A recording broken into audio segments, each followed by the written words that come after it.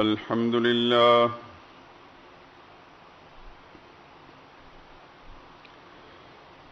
لله وكفى والسلام على عباده الذين اصطفى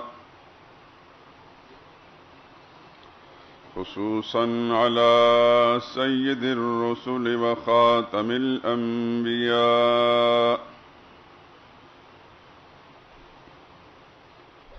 وعلى آله المجتبى وأصحابه الأتقياء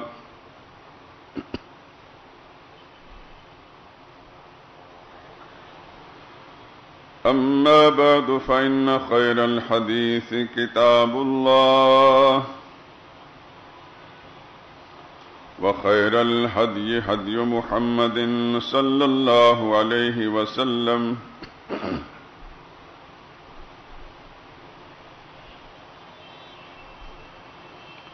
وشر الأمور محدثاتها وكل محدثة بدعة وكل بدعة ضلالة وكل ضلالة في النار.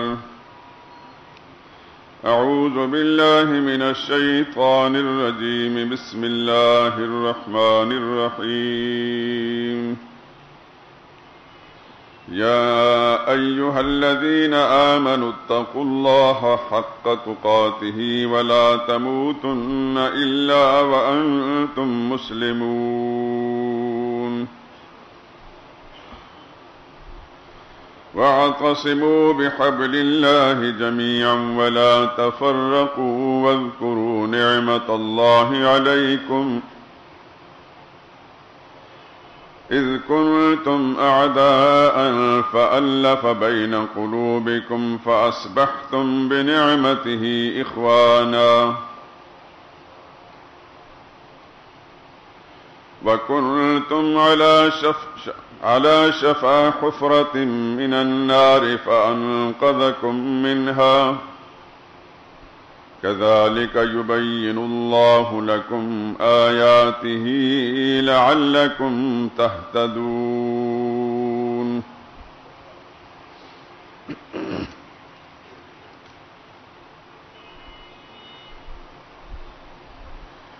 اے ایمان والو، اللہ سے ڈرتے رہو جیسا کہ اس سے ڈرنے کا حق ہے، اور تم مرنا تو مسلمان ہی ہو کر مرنا، اور سب مل کر اللہ کی ہدایت کی رسی کو مضبوط پکڑے رہنا اور متفرق نہ ہونا، اور اللہ کی اس مہربانی کو یاد کرو جب تم ایک دوسرے کے دشمن تھے تو اس نے تمہارے دلوں میں الفت ڈال دی اور تم اس کی مہربانی سے بھائی بھائی بن گئے، اور تم لوگ آگ کے گڑھے کے کنارے تک پہنچ چکے تھے تو اللہ نے تم کو اس سے بچا لیا۔ اس طرح اللہ تم کو اپنی آیتیں کھول کھول کر سناتا ہے تاکہ تم ہدایت پاؤ۔ سبحان ربک رب العزت عما یصفون وسلام علی المرسلین والحمد للہ رب العالمین۔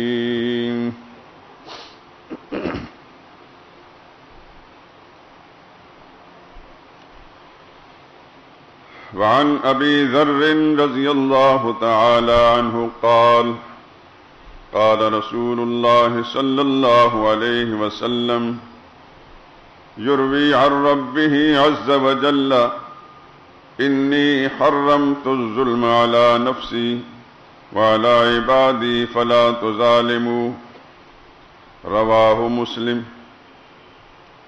وعن جابر بن عبد الله رضی اللہ تعالی عنہ قال قال رسول اللہ صلی اللہ علیہ وسلم اتقوا الظلم فإن الظلم ظلمات يوم القيامة واتقوا الشح فإن الشح أهلك من كان قبلكم حملهم على أن سفكوا دماءهم واستحلوا محارمهم وعن سالم عن أبيه رضي الله تعالى عنه قال قال رسول الله صلى الله عليه وسلم المسلم أخو المسلم لا يظلمه ولا يسلمه من كان في حاجة أخيه كان الله في حاجته ومن فرج عن مسلم كربة فرج الله عنه بها كربة من كرب يوم القيامة ومن ستر مسلما ستره الله يوم القيامة رواه أبو داود.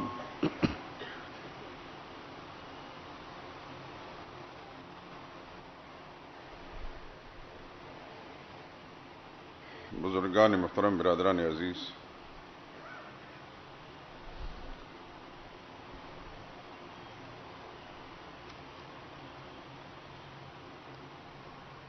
اللہ تعالیٰ کی مقدس کتاب قرآن کریم کی 2 آیات کریمہ سورہ آل عمران کی آیت نمبر 102 اور 103 تلاوت کی اور ترجمہ بھی عرض کیا. اس کے ساتھ ہی سرور کائنات صلی اللہ علیہ وسلم کے ارشادات میں سے 3 احادیث مبارکہ جو 2 مسلم شریف سے اور 1 ابو داؤد شریف سے آپ حضرات کی خدمت میں پیش کی ہیں.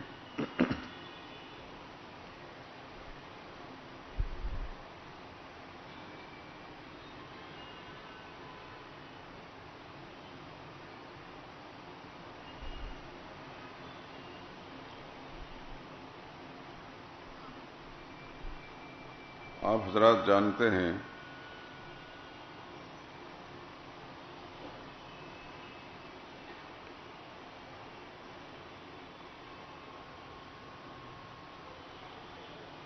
بعثت سے پہلے عرب معاشرہ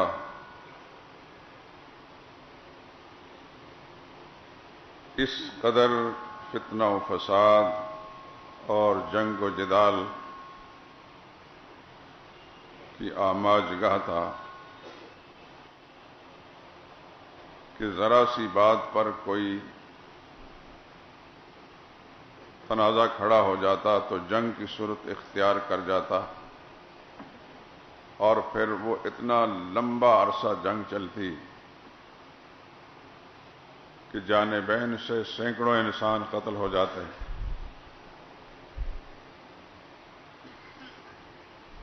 نہ ختم ہونے والا ایک سلسلہ جاری رہتا.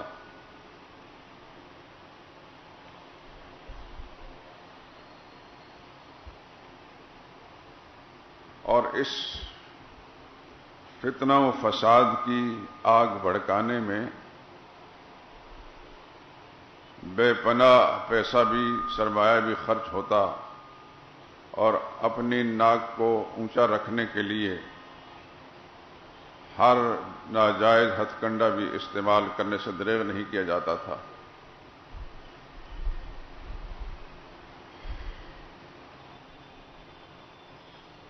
سورہ بقرہ کی سورہ آل عمران کی آیت نمبر 103 میں، جس میں اللہ تعالیٰ نے فرمایا اذ کنتم اعداء فألف بین قلوبکم، یاد کرو اس چیز کو جب تم آپس میں دشمن تھے، اللہ نے تمہارے دلوں کو جوڑ دیا، الفت ڈال دی، اور اللہ کے فضل و کرم اس کے انعام سے تم بھائی بھائی بن گئے. تم اپنے اس فتنہ فساد اور باہمی عداوت کے بنا پر جہنم کی آگ کے گڑھے کے کنارے پر پہنچ چکے تھے. اللہ نے اپنی رحمت سے بچا لیا.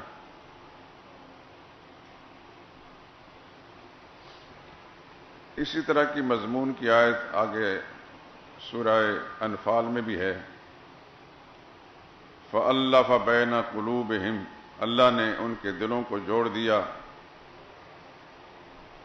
لَوْ أَنفَقْتَ مَا فِي الْأَرْضِ، زمین میں جو کچھ ساز و سامان یا مال و متاع ہے، اگر وہ آپ خرچ کر کے بھی ان میں الفت، محبت، صلح، بھائی چارہ پیدا کرنے کی کوشش کرتے، مَا أَلَّفْتَ بَيْنَ قُلُوبِهِمْ، تو آپ نہ جوڑ سکتے.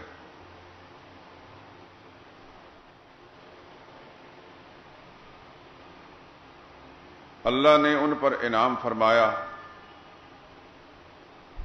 سرور کائنات صلی اللہ علیہ وسلم کی بعثت کی شکل میں. آپ کو اللہ نے اپنا نبی اور رسول بنا کر بھیجا، اور آپ نے اپنے کردار سے اور اپنے تعلیمات سے اس بگڑے ہوئے معاشرے کو اس قدر سنوارا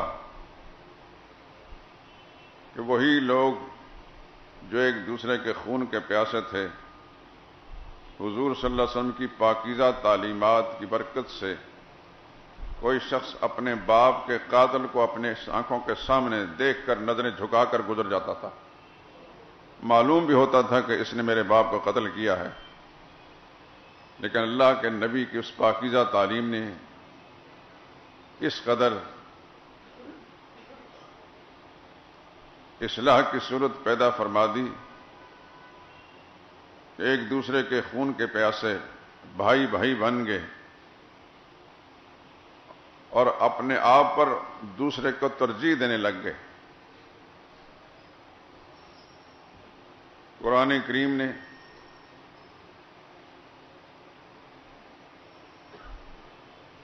رحماء بینہم، آپس میں بڑے مہربان اور شفیق ہیں. اذلۃ علی المؤمنین، مسلمانوں کے سامنے بہت عاجزی کرنے والے ہیں. کفار کے مقابلے میں اعزۃ علی الکافرین، کفار کے مقابلے میں بڑے دلیر اور بہادر اور سخت ہیں، لیکن باہمی مسلمانوں کے سامنے بہت نرم دل اور شفیق. یہ اس محنت کا نتیجہ تھا جو سرور کائنات صلی اللہ علیہ وسلم نے ان پر فرمائی. اسی سلسلے میں نے چند احادیث مبارکہ بھی آپ کو سنائی ہیں.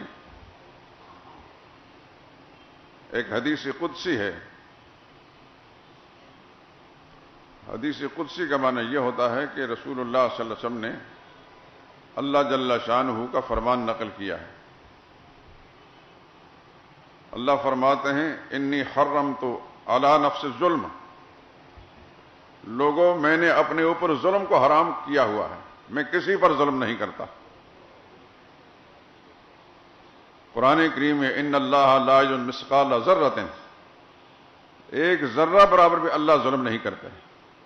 وما ربک بظلام للعبید، قطعا اللہ اپنے بندوں پر ظلم نہیں کرتے.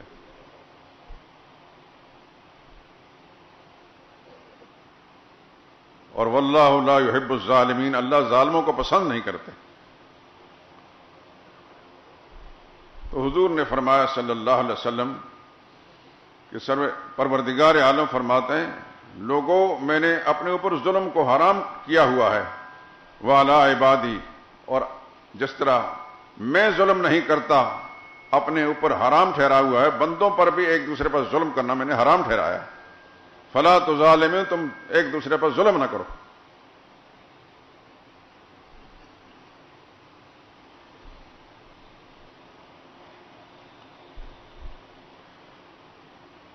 چنانچہ جابر رحمۃ اللہ رضی اللہ تعالیٰ عنہ سے روایت ہے، سرور کائنات نے فرمایا اتقوا الظلم، لوگوں ظلم سے بچو. فإن الظلم ظلمات، یہ ظلم جو ہے اس کا انجام قیامت پہ ظلمات، اندھیرے ہوں گے، پھر کہیں روشنی نظر نہیں آئے گی. ظالم کے لیے ظلمات ہی ہوں گے.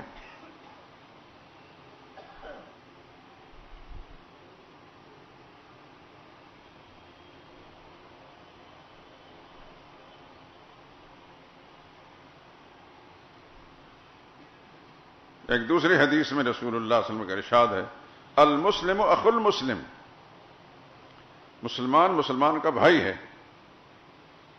جیسا قرآن کریم کے ایک مقام میں آتا ہے انما المؤمنون اخوۃ، ایمان والے آپس میں بھائی ہیں، رشتہ ایمانی میں جڑے ہوئے ہیں.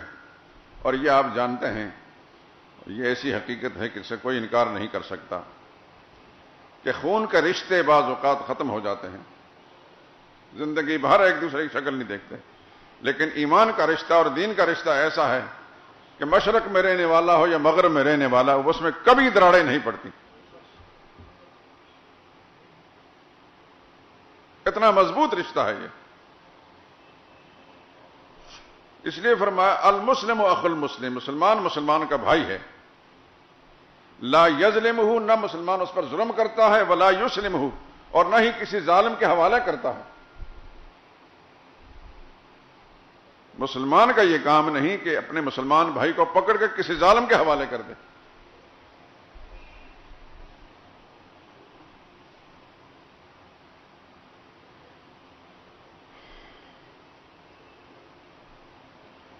اس کا مفہوم مخالف یہ سامنے آتا ہے کہ مسلمان ایسا نہیں کر سکتا، اور جو کرتا ہے وہ مسلمان نہیں۔ ایمان کی یہ صفت ہے کہ مسلمان نہ مسلمان پر ظلم کرتا ہے، نہ کسی ظالم کے حوالے کرتا ہے، اور اگر ظلم کرتا ہے اور کسی ظالم کے حوالے کرتا ہے تو پھر اس میں اسلام نہیں، ایمان نہیں، وہ منافق ہے۔ من کان فی حاجت اخیہ، جو شخص بھی اپنے مسلمان بھائی کی کوئی حاجت بھی پوری کرے گا، کان اللہ فی حاجتہ، تو اللہ پھر اس کی حاجتیں پوری کرے گا۔ یہ وہ پاکیزہ تعلیمات ہیں محمد مصطفیٰ صلی اللہ علیہ وسلم کی، جس نے عرب کے اس خونخوار معاشرے کو بھائی چارے کے ساتھ تبدیل کر دیا۔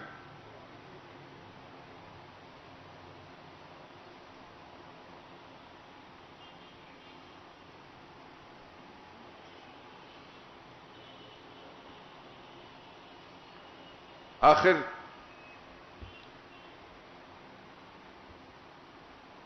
سیدنا حمزہ رضی اللہ تعالی عنہ کے قاتل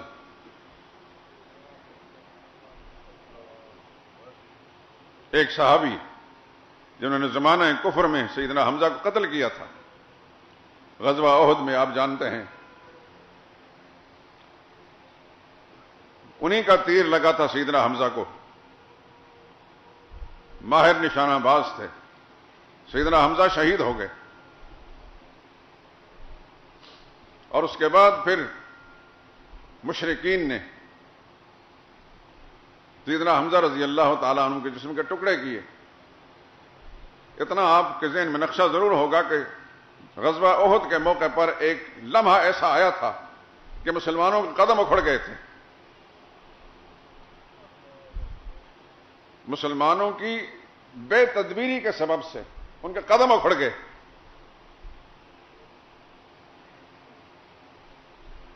اور رسول اللہ صلی اللہ علیہ وسلم بھی ایک گڑھے میں گر گئے۔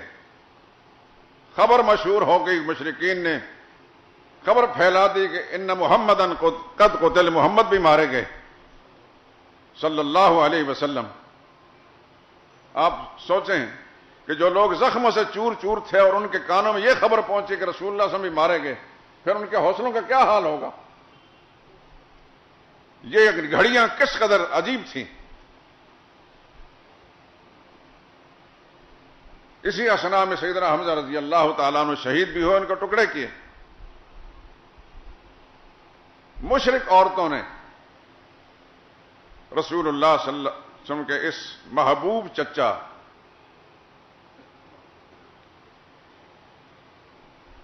ان کا کلیجہ نکالا۔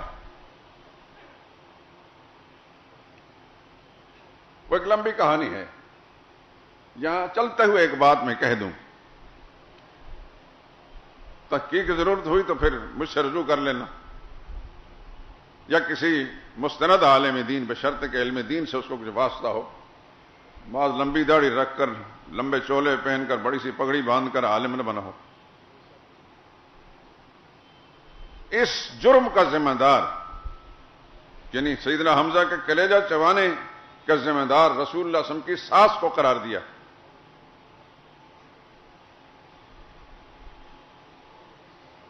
حضرت ہند رضی اللہ تعالی عنہا، جو حضور صلی اللہ علیہ وسلم کی زوجہ مطہرہ ام المومنین حضرت ام حبیبہ رضی اللہ تعالی عنہا کی والدہ محترمہ تھی، لیکن دشمن ہمیشہ طاق میں رہا، اور دشمن نے ظاہری طور پر بھی اور باطنی طور پر بھی ہمیشہ مسلمان پر وار کیا ہے۔ مسلمان کو نظریاتی طور پر جتنا نقصان پہنچایا ہے، اتنا جسمانی طور پر نقصان نہیں پہنچا سکا۔ صدیاں بیت چکی ہیں اور یہ جھوٹ یوں ہی مسلسل چل رہا ہے۔ اچھے خاصے لوگ، بظاہر پڑھے لکھے، بظاہر میں خیز تعلیم یافتہ، وہ بھی اغیار کی زبان اپنے منہ میں ڈال کر اسی انداز سے بولتے ہیں اور اپنے اس ناپاک قلم سے سیدہ ام حبیبہ رضی اللہ تعالی عنہا کی والدہ سیدہ ہند رضی اللہ تعالی عنہا کو اس کا ذمہ دار ٹھہراتے ہیں۔ عام مشرکین کی عورتیں تھیں، سیدہ ہند نہیں تھیں۔ یہ میں نے اجمالاً بات کر دی، کسی ضرورت کو تحقیق کا طالب ہوا تو پھر انشاءاللہ میں اس کی تسلی کرا دوں گا۔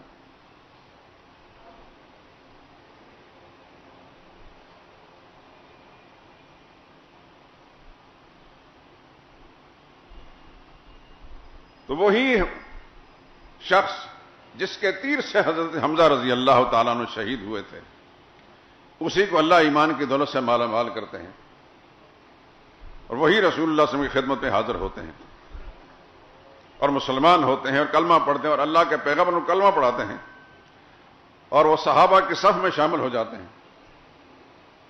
رسول اللہ نے صلی اللہ علیہ وسلم انہوں نے کوئی انتقام نہیں لیا۔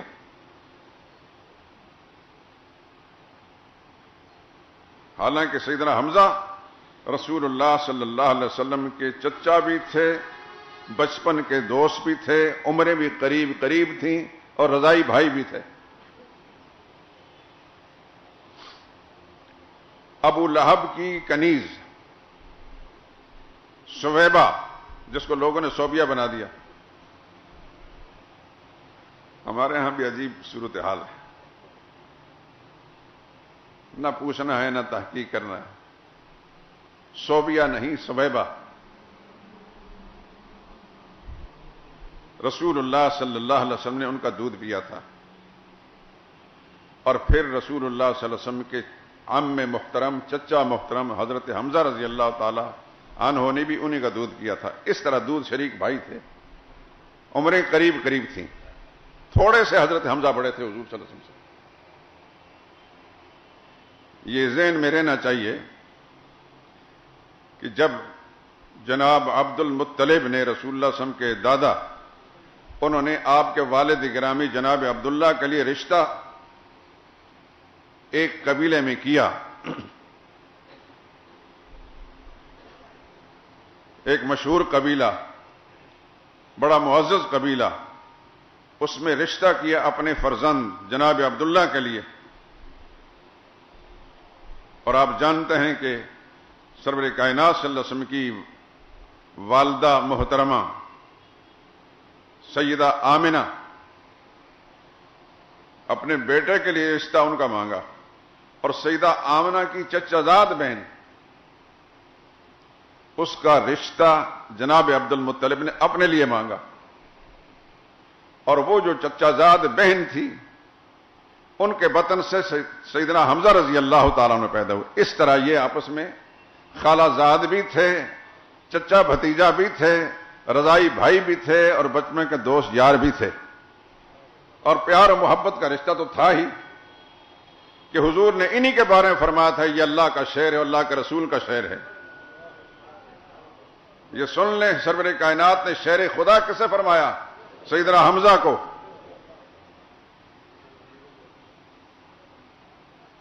پوری تاریخ کے اندر حدیث کا ذخیرہ چھان لیجئے، اللہ کے نبی کی زبان سے ان کے سوا کسی اور کے لیے اسد اللہ، اللہ کا شعر، شعر خدا، کسی کے لیے یہ لفظ نہیں نکلا۔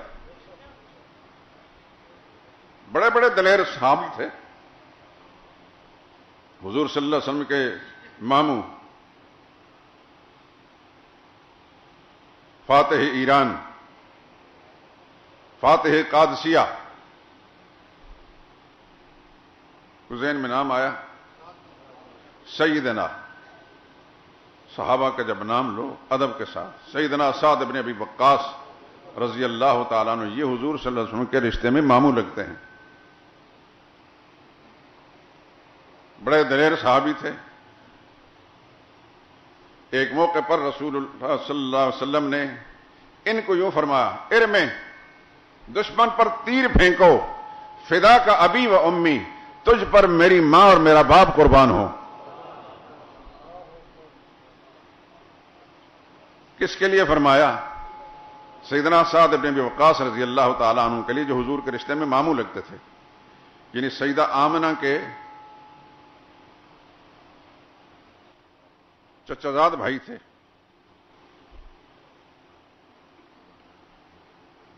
اتنی بڑی بات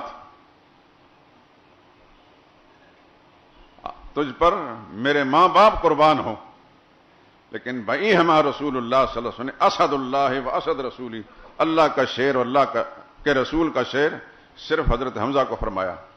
اس قدر محبوب چچا، ان کا قاتل آج نبی کے سامنے بیٹھا ہے صلی اللہ علیہ وسلم، ایمان لانے آیا ہے۔ کون؟ حضرت وحشی، کہو رضی اللہ تعالی عنہ۔ دل میں ادنا کدورت نہیں ہونی چاہیے، اس لیے کہ آقا نامدار نے فرمایا الاسلام یہدم ما کان قبلہ، اسلام جب انسان قبول کرتا ہے تو اس سے پہلے کفر کی اور ظلم کی ساری باتیں مٹ جاتی ہیں۔ زمانہ کفر میں جتنے ظلم کیے، جو کفر کیا، اللہ نے سب معاف کر دیا۔ اتنی بات رسول اللہ صلی اللہ علیہ وسلم ان کو ضرور فرمائی۔ تمہیں جب دیکھتا ہوں تو مجھے اپنے چچا یاد آ جاتے ہیں، اس لیے آپ یہ کوشش کیا کریں کہ بالکل ہر وقت میری آنکھوں کے سامنے نہ رہا کریں۔ یہ ذہن پر ایک بوجھ سا پڑتا ہے، چچا جب یاد آ جاتا ہے تو پھر اسی فکر میں۔ لیکن رسول اللہ صلی اللہ علیہ وسلم سے نفرت نہیں فرمائی، صحابہ اکرام کے صف میں ان کو شامل کیا۔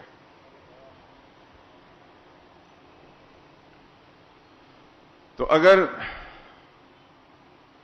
حضرت ہند رسول اللہ صلی اللہ علیہ وسلم کی ساس سیدنا حمزہ رضی اللہ تعالی عنہ کا کلیجہ چبانے والی ہوتی تو پیغمبر خدا صلی اللہ علیہ وسلم ان کو ضرور یاد دلاتے کہ تم وہ خاتون ہو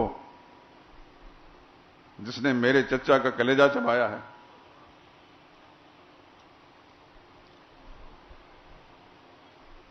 اگر انہوں نے ایسا کیا ہوتا تو یقیناً رسول اللہ صلی اللہ علیہ وسلم کو یاد دلاتے، جیسا کہ حضرت واشی کو فرمایا تم سامنے آتے ہو تو مجھے چچا یاد آ جاتے ہیں۔ کیوں یاد آتے ہیں؟ کہ انہی کے تیر سے شہید ہوئے تھے۔ رسول اللہ صلی اللہ علیہ وسلم کسی سے ڈرتے تو نہیں تھے، لیکن ساری زندگی جب تک رسول اللہ صلی اللہ علیہ وسلم اس دنیا میں رہے، ان کی سانس رہی، ایک پل کے لیے بھی رسول اللہ صلی اللہ علیہ وسلم ان کو یہ گلہ نہیں دیا، اس لیے کہ ان کا یہ جرم تھا ہی نہیں، یہ یار لوگوں نے لگا دیا جو صحابہ اکرام کے دشمن رہے ہیں ہر زور کے اندر۔ انہوں نے اپنی تقریروں میں بھی اور تحریروں کے اندر صحابہ کو معاف نہیں کیا۔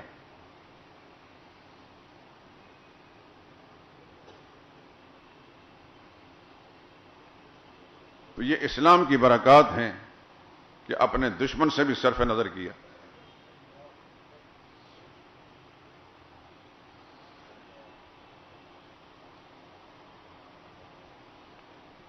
فرمایا المسلم اخو المسلم، مسلمان مسلمان کا بھائی ہے۔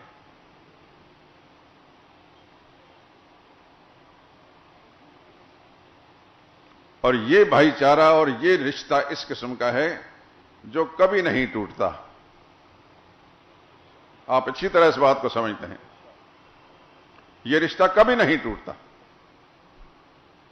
سارے رشتے ٹوٹ جاتے ہیں، سارے تعلقات، دوستیاں ختم ہو جاتی ہیں، نسبی رشتے الگ ہو جاتے ہیں، خون کا رشتے الگ ہو جاتے ہیں، ایمان کا رشتہ الگ نہیں ہوتا۔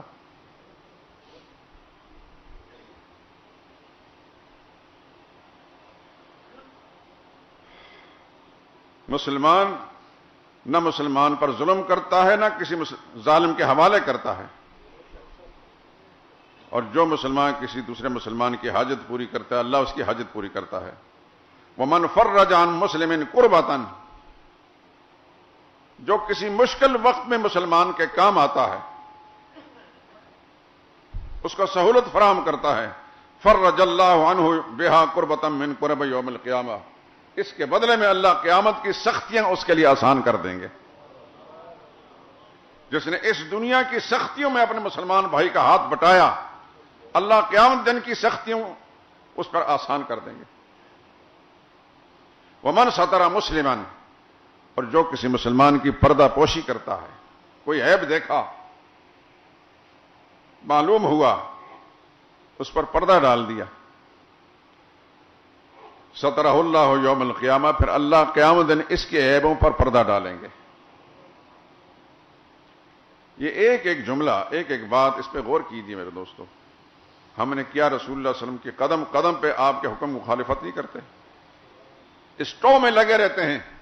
کسی کی کوئی خامی، کوئی کمی نظر آئے اس کو پھر مثالیں لگا لگا کر اس کی تذلیل و تحقیر کے لیے پھر بیان کریں گے.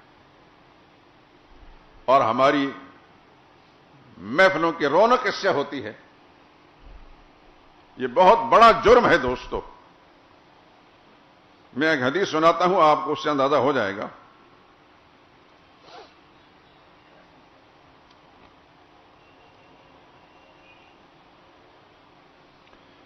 حضرت ابو برزہ ایک صحابی ہیں، اسلم قبیلے کے، مرفوع روایت بیان کرتے ہیں اللہ کے نبی نے فرمایا یا معاشر من آمن بلسان، اے وہ لوگوں جو زبان سے تم ایمان لا چکے ہو، کلمہ پڑھ چکے ہو، لیکن ولم يدخل الایمان قلبہ، ابھی ایمان داخل نہیں ہوا.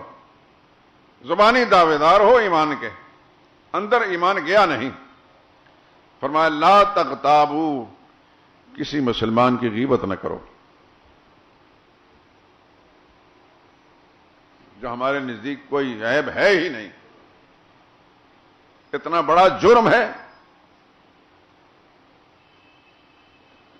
ولا یغتب بعضکم بعضا، قرآن کریم میں اللہ نے فرمایا تم میں سے کوئی دوسرے کی غیبت نہ کرے.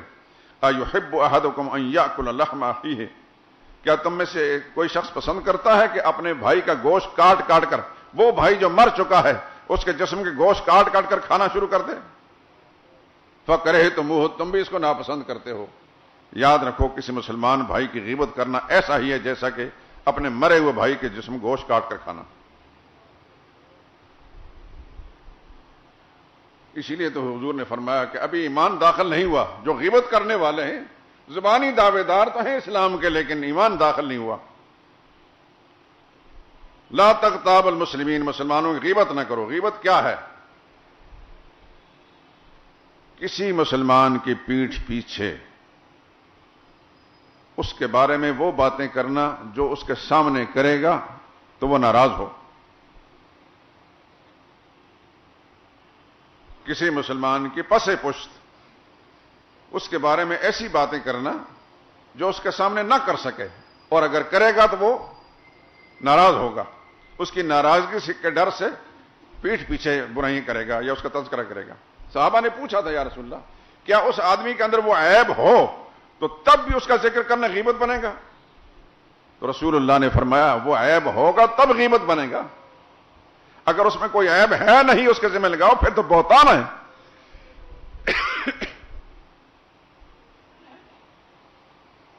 مثال کے طور پر کوئی آدمی ہے کسی حادثے کے سبب سے یا پیدائشی طور پر لنگڑا ہے، اس کے سامنے اس کو آپ لنگڑا نہیں کہہ سکتے اس خیال سے کہ لنگڑا کہا تو وہ ناراض ہوگا.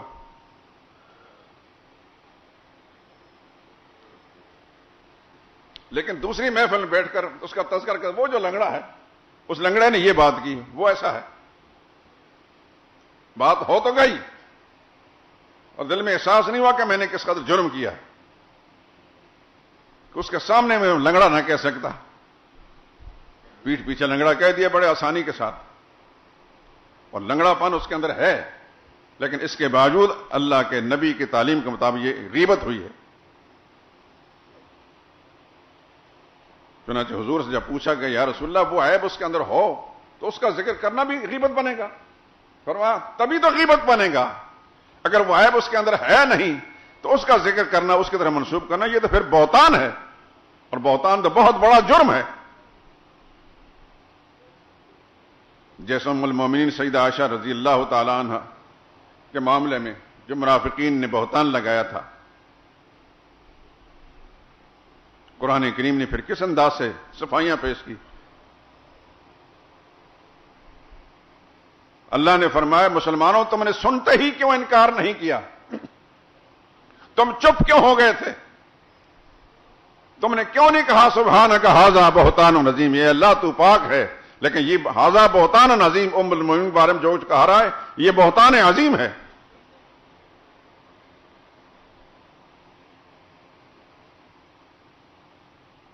تو رسول اللہ نے فرمائے مسلمانوں کی غیبت نہ کرو،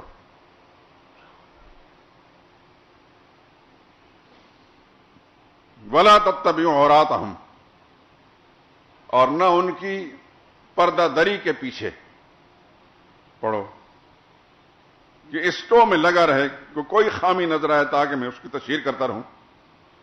فَإِنَّهُ مَنِ اتَّبَعَ عَوْرَاتَهُمْ، جو شخص دوسرے مسلمان کی خامیاں تلاش کر کر کے اس کو لوگوں کے سامنے پھیلائے گا، يَتَّبِعُ اللَّهُ عَوْرَتَهُ، پھر اللہ پاک، خامیاں تو اس کے اندر بھی ہیں، پھر اللہ پاک اس کے پیچھے پڑ کر اس کے عیوب کو دنیا کے سامنے ظاہر کرے گا۔ وَمَن يَتَّبِعِ اللَّهُ عَوْرَتَهُ، اور جس کے عیوب کو اللہ تعالیٰ ظاہر کرنے لگ جائے، يَفْضَحُ فِي بَيْتِهِ، باہر نکلنے کی ضرورت نہیں، اللہ اس کو اپنے گھر کے اندر رسوا کر دے گا۔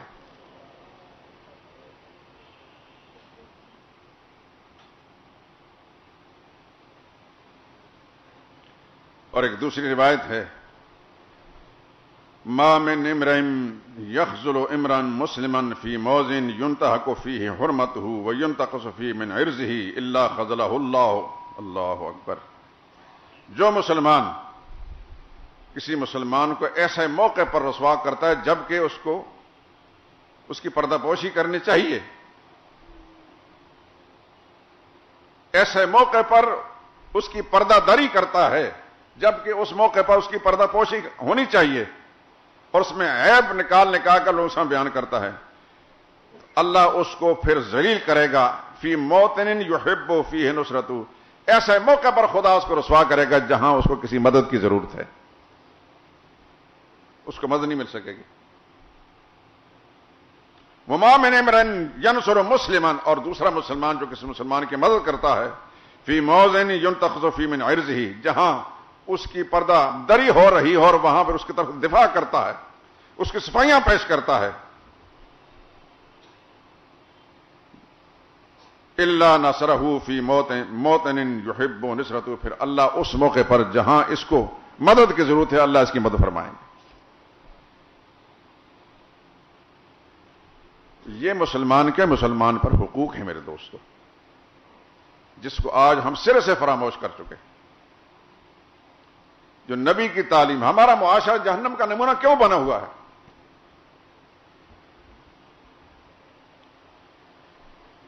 گھر گھر کے اندر جنگ ہے، لڑائی ہے، فتنہ ہے، فساد ہے،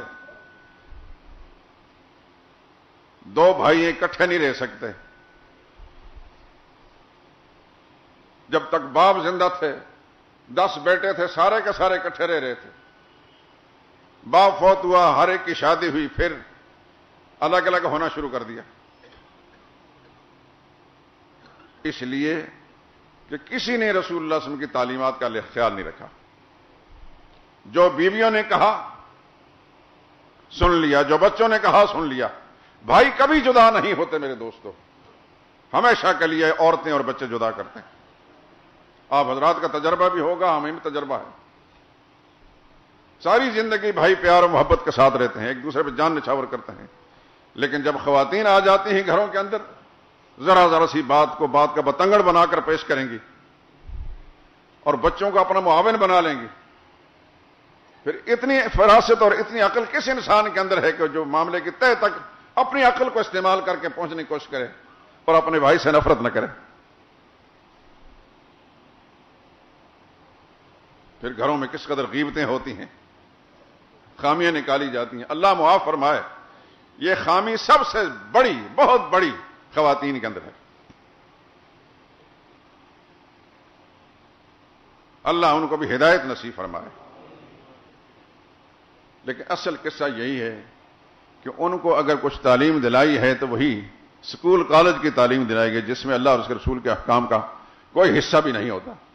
محمد مصطفیٰ صلی اللہ علیہ وسلم کی پاکیزہ تعلیمات نہ ان کو اپنے تعلیمی اداروں میں ملی ہیں، نہ گھروں کے اندر اس کا کوئی ذکر ہوتا ہے۔ ہمارے مسلمانوں کے گھر خالی ہو چکے ہیں اس سے۔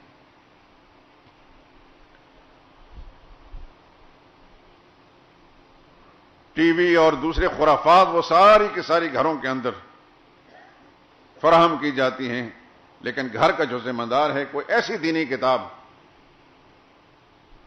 جس سے گھر کے افراد اللہ اس کے رسول کے احکام سے آگاہ ہوں، گھر میں نہ فراہم کرتا ہے، نہ ایسا گھر کے اندر کوئی ایسا ٹائم مقرر کرتا ہے کہ اس کے اندر کچھ تعلیمات ہوں۔ حالانکہ گھر کا بڑا اگر چاہے تو رات کے وقت جب گھر میں سب اکٹھے ہوتے ہیں ایک پیریڈ ایسا مقرر کر دیا جائے، ایک کتاب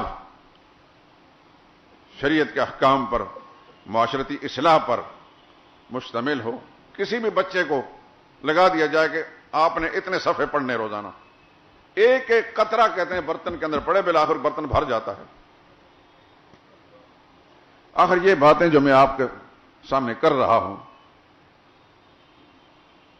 ایمانداری سے بتائیں کچھ دل پر اثر ہو رہا ہے کہ نہیں ہو رہا؟ ہو رہا ہے، احساس ہو رہا ہے کہ ہمارے اندر یہ خامی ہے، اور اس بات کا احساس ہو رہا ہے کہ اس کی اصلاح ہونی چاہیے۔ اگر اسی انداز سے انہی احادیث مبارکہ کے ترجمے والی کوئی کتاب گھر کے اندر سنا دی جائے تو کیا سمجھ میں نہیں آئے گی؟ لیکن گھروں کو ہم نے، گھر کے جو مالک ہیں، گھر کے جو سربراہ ہیں، انہوں نے سرے سے اس سے خالی کیا ہوا۔ دوسری خرافات، اس سے متعلقہ سارے اسباب اکٹھے کیے جاتے ہیں۔ اگر کوئی چیز نہیں ہے گھر کے اندر، اللہ اس کے رسول کے احکام نہیں ہیں سارے مسلمان، ایسی مسلمانی ہے ساتھ چپکی ہوئی ہے، نہ خدا کے احکام کا پتہ، محمد مصطفیٰ کے احکام کا پتہ، نہ اس کی تعلیمات کا پتہ، بس ہیں مسلمان۔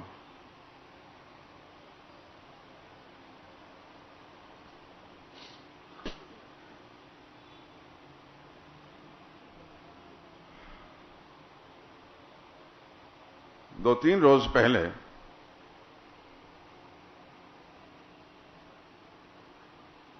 نیٹ پر میں دیکھ رہا تھا، فلپائن کا ایک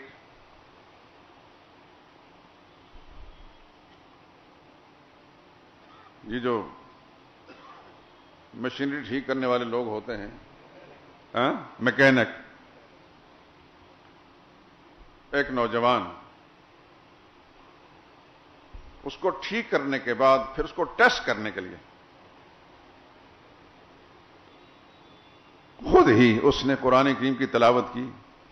خدا کی قسم قرآن میرے سامنے ہے، اتنی طبیعت خوش ہوئی، اور میں رہ رہ کر سننے لگا کہ ہمارے پاکستان کے اندر شاید اتنا خوبصورت قرآن پڑھنے والا کوئی قاری بھی نہیں ہے۔ ایک عام مزدور ہے، اس نے وردی جو پہنی تو مزدوروں والی تھی، کلمے کے نام پر بنائے گئے پاکستان شریف کا نہیں، فلپائن کا ایک مسلمان ہے، مزدور ہے۔ اس آلے کو چیک کرنے کے لیے اس نے قرآن کریم کی تلاوت کی۔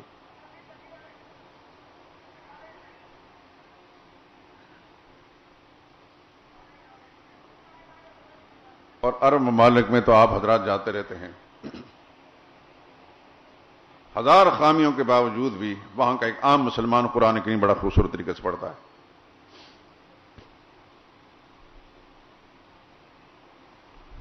اور پلٹ کر اپنے ملک کو دیکھیں، کتنے مسلمان ہیں۔ مسجد کے امام کو، قاری کو، حافظ کو ایک طرف سائڈ پہ کر دیجئے، یہ تو انٹرنیشنل مظلوم طبقہ ہے پاکستان کا، اس کو ایک طرف کیجئے۔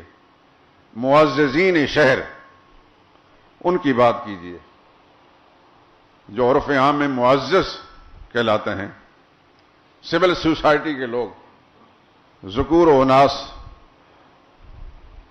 مرد اور خواتین، پڑھے لکھے، گریجویٹ، ماسٹر کیے ہوئے، انہیں ذرا قرآن کریم پڑھا کر دیکھیے، اور پھر اس کے اعداد و شمار جمع کیجئے کہ کتنے ہیں جو قرآن کریم کو پڑھنے والے۔ اسمبلیوں میں بیٹھے ہوئے، وزارت کے منصب پر بیٹھے ہوئے جب قرآن کریم کی تلاوت کرتے ہیں، دنیا نے وہ منظر بھی تو دیکھا ہے بیرسٹر ٹائپ کے لوگ قرآن کریم کی ایک مختصر سی آیت بھی نہیں پڑھ سکتے، اس کی ایک آیت بھول جاتے ہیں۔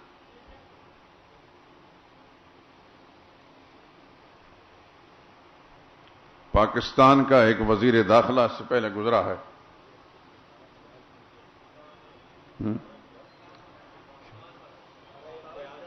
ستارہ امتیاز۔ یہی امتیاز تو ہے نا کہ اللہ کا قرآن نہ پڑھ سکے۔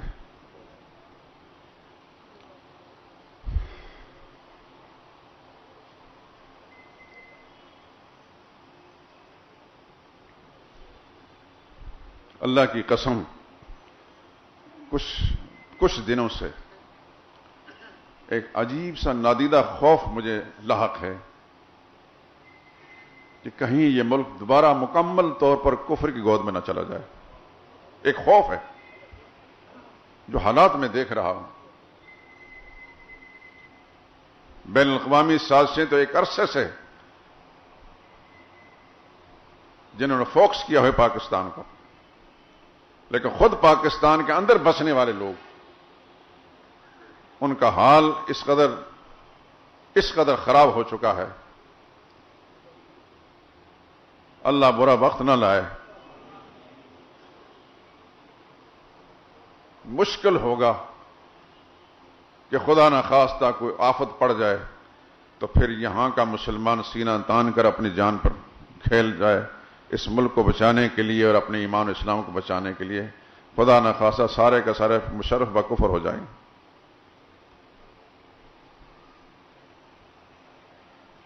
اس لیے کہ جب اسلام کی اہمیت ہی نہیں ہے، اللہ اس کے رسول کے احکام کی اہمیت ہی نہیں ہے، تو پھر کفر کو سینے لگانے میں کیا رکاوٹ ہے؟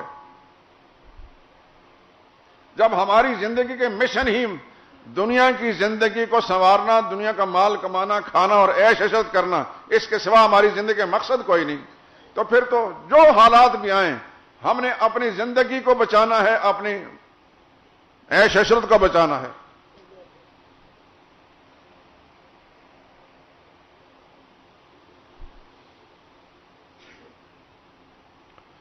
آٹھ 800 برس تک ہندوستان بشمول متحدہ ہندوستان مسلمانوں کی حکمرانی تھی۔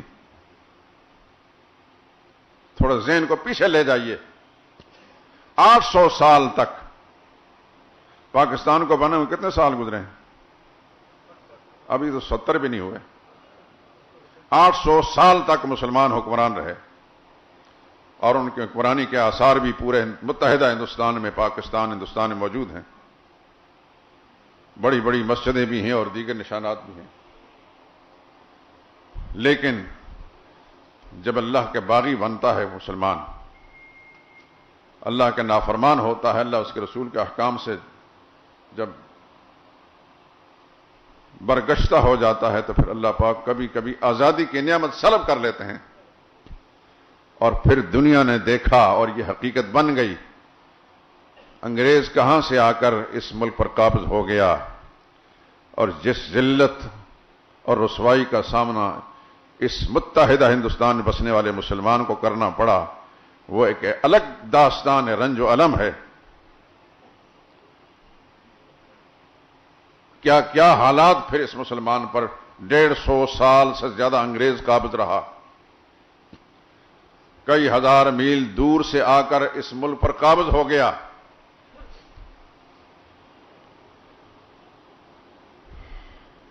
پھر کیا کیا نہیں کیا۔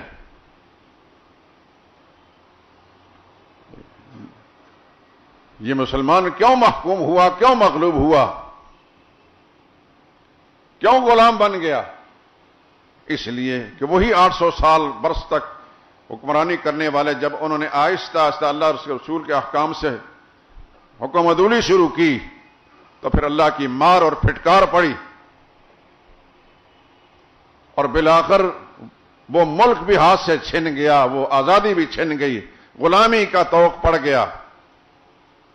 اور پھر اسی خاندان کے ایک فرد کو یہ کہنا پڑا، آج بھی ہماری لٹریچر کے اندر وہ اشعار موجود ہیں، کتنا ہے بد نصیب ظفر، پتہ ہے نا آپ کو، کتنا ہے بد نصیب ظفر دفن کے لیے 2 گز زمیں بھی نہ ملی کوئے یار میں. پھر اپنے وطن کی مٹی 2 گز زمین بھی نہیں ملتی، وہ بھی نصیب نہیں ہوتی. کہیں وہ تمترا، کہاں وہ حکومت، اور کہاں یہ حالات. میں عرض کر رہا ہوں کہ کچھ دنوں سے مجھے ایک ایسا نادیدہ سا خوف ہر وقت لاحق رہتا ہے اور میں پریشان رہتا ہوں. اللہ کرے میرے اندیشے غلط ہوں، لیکن تیزی کے ساتھ اس ملک کے جو حالات بدل رہے ہیں،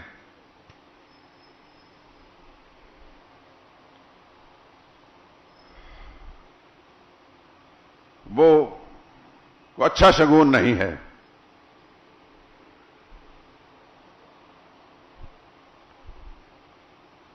کسی زمانے میں ترکی میں کم و بیش 1 صدی پہلے ترکی میں جس طرح حالات پیدا کیے گئے،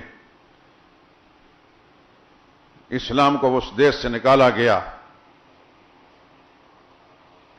قرآن کریم کی تلاوت پر پابندی لگ گئی، اذان پر پابندی لگ گئی، اسلامی آثار مٹائے گئے.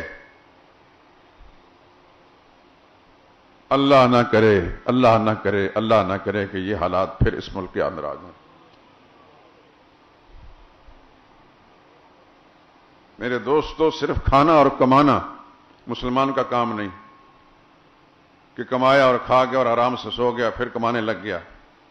کچھ مسلمان کی یہ بھی ذمہ داری اس لائن پر بھی سوچتا رہے، اور یہ تنہائی میں بیٹھ کر سوچے خدا نہ خواستہ کوئی افتاد پڑی اس ملک پر، ملت اسلامیہ پر، تو میں کیا کردار ادا کر سکتا ہوں؟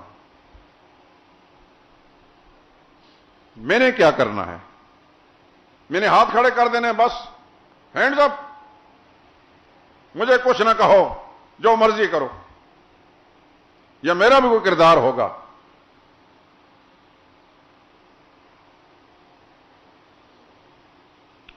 خدا کے لیے میرے دوستو، خدا کے لیے اپنے گھروں کے اندر سرور کائنات صلی اللہ علیہ وسلم کی تعلیمات کو جاری و ساری کرنے کی کوشش کرو. علماء سے پوچھ کر ایسی کتابیں گھروں کے اندر لاؤ اور باقاعدہ اپنا ایک کردار ادا کرو. خود گھر والوں کو اکٹھا کر کے روزانہ ایک پیریڈ کے طور پر مسلسل نبی کریم صلی اللہ علیہ وسلم کی تعلیمات پر مشتمل باتیں جو تمام شعبۂ زندگی سے متعلق ہیں لوگوں کو سناؤ، گھر کے افراد کو، کیونکہ ان کی ذمہ داری آپ پر ہے. کلکم رائن وکلکم مسئول عن رعیتہ، یہ اللہ کے نبی کا فرمان ہے میرے اور آپ کے لیے. تم میں سے ہر شخص نگران اور نگہبان ہے، اور اپنی رعایا، اپنے ماتحتوں کے بارے میں اس سے پوچھا جائے گا. ہر گھر کے سربراہ سے پوچھا جائے گا تیری بیوی، تیرے بچے اللہ اس کے رسول کے احکام سے نابلد و ناواقف کیوں رہے؟ تو نے اپنا کیا کردار ادا کیا؟ یہ ہر ایک سے پوچھا جائے گا. اس لیے اللہ کا یہ فرمان، قوا انفسکم واہلیکم نارا، ایمان والو اپنے آپ کو بھی آگ سے بچاؤ اور اپنے گھر والوں کو بھی آگ سے بچاؤ. یہ اللہ کا حکم ہے اور ہماری ذمہ داری. یہ جتنی بھی اخلاقی برائیاں ہیں ان کو گھروں سے نکالیے. سرور کائنات صلی اللہ علیہ وسلم کی پاکیزہ تعلیمات کو گھروں میں جگہ دیجیے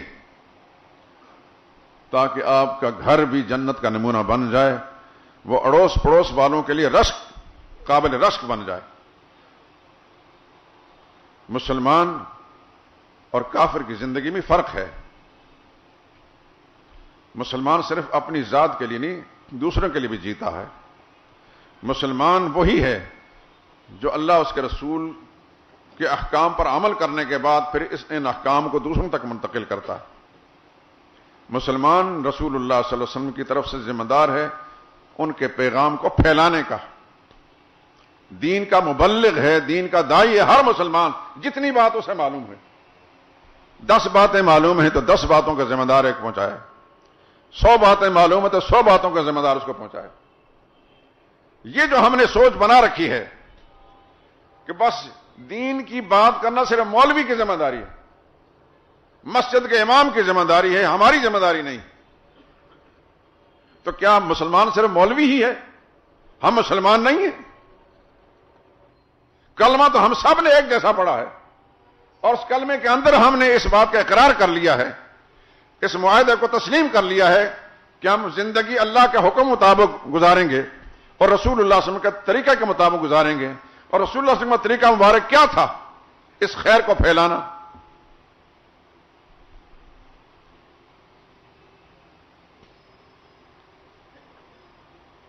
آخر میں حدیث سنا کر بات ختم کرتا ہوں۔ اللہ کے پاک پیغمبر نے فرمایا، لوگو نیکیاں پھیلاتے رہو اور برائیوں کو مٹاؤ، نیکیاں پھیلاؤ اور برائیوں کو مٹانے کی کوشش کرو، قبل اس کے وہ وقت آ جائے کہ تم اللہ سے سوال کرو، تمہارا سوال رد کر دیا جائے، تمہارے نیک لوگ تمہارے لیے دعائیں مانگیں، وہ دعائیں بھی تمہارے حق میں قبول نہ ہوں۔